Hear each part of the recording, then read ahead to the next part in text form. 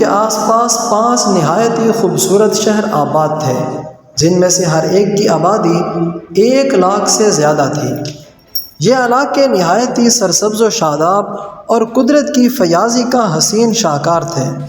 یہاں باغات کی کثرت تھی، لہلہاتی کھیتیاں یہاں کی ضروریات سے زیادہ تھیں۔ ہم اپنے چینل کے معزز ناظرین کو ایک بار پھر سے خوش آمدید کہتے ہیں، اور آج ہم آپ کو بتانے والے ہیں ایک ایسی قوم جنہوں نے ایسی برائی کو ایجاد کیا جو ان سے پہلے دنیا میں کسی قوم نے نہ کی تھی، ایسی بدکاری جس کی مثال تاریخ میں کہیں نہیں ملتی۔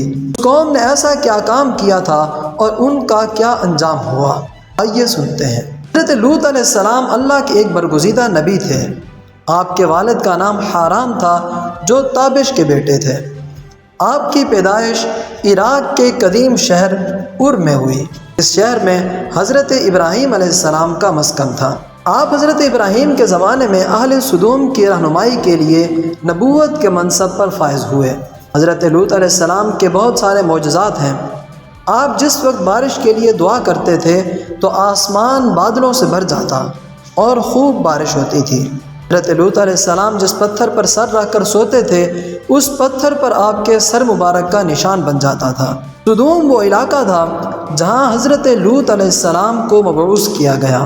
سدوم کے آس پاس 5 نہایت ہی خوبصورت شہر تھے، ان میں سے ہر ایک کی آبادی 1 لاکھ سے کہیں زیادہ تھی۔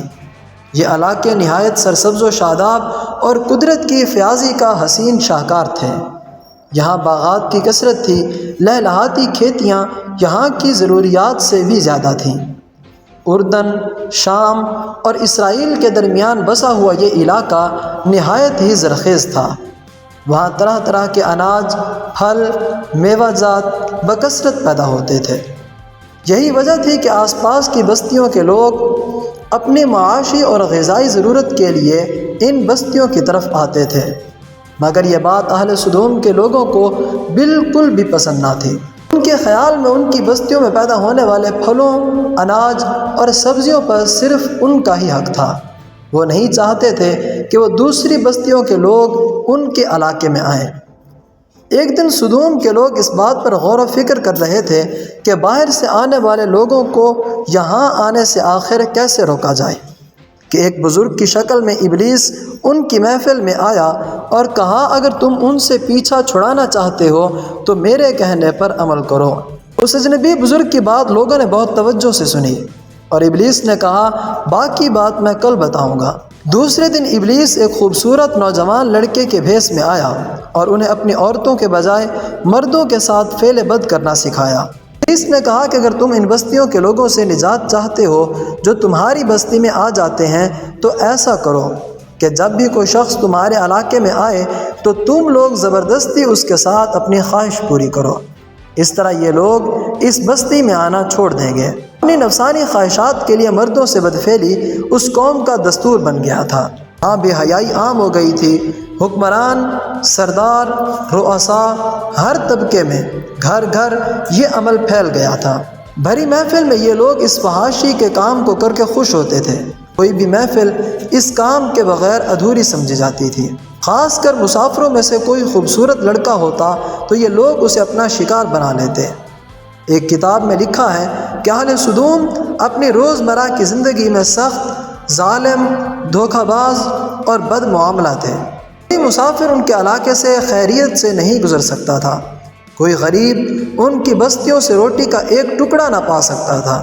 مرتبہ ایسا ہوتا تھا کہ باہر کا آدمی ان کے علاقے میں پہنچ کر فاقوں سے مر جاتا تھا اور یہ لوگ اس کے کپڑے اتار کر اس کی لاش کو برہنہ دفن کر دیتے۔ اپنی وادی کو انہوں نے ایک باغ بنا رکھا تھا جس کا سلسلہ میلوں تک پھیلا ہوا تھا۔ اس باغ میں وہ انتہائی بے حیائی کے ساتھ اعلانیہ بدکاریاں کرتے تھے۔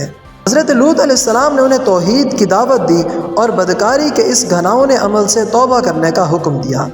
حضرت لوط علیہ السلام نے کہا کہ تم یہ کیوں کرتے ہو؟ کیا تم عورتوں کو چھوڑ کر لذت حاصل کرنے کے لیے مرد کی طرف مائل ہوتے ہو؟ حقیقت یہ ہے کہ تم احمق لوگ ہو۔ تو حضرت لوط علیہ السلام اہل سدوم کو دن رات واعظ و نصیحت کیا کرتے تھے، لیکن اس قوم پر اس واعظ و نصیحت کا کوئی اثر نہ ہوتا۔ بلکہ وہ بہت فخریہ انداز میں یہ کام کرتے تھے۔ انہیں حضرت لوط علیہ السلام کا سمجھانا بھی برا لگتا تھا، لہٰذا انہوں نے صاف صاف کہہ دیا کہ اگر تم ہمیں اسی طرح برا بھلا کہتے رہے اور ہمارے کاموں میں مداخلت کرتے رہے تو ہم تمہیں اپنے شہر سے نکال دیں گے۔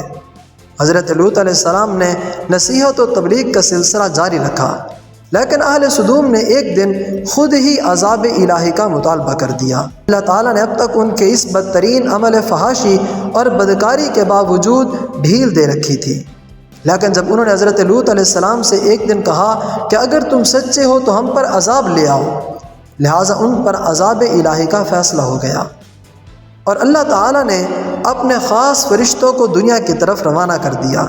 وہ فرشتے ایک نوعمر خوبصورت لڑکوں کی شکل میں حضرت لوط علیہ السلام کے پاس تشریف لائے۔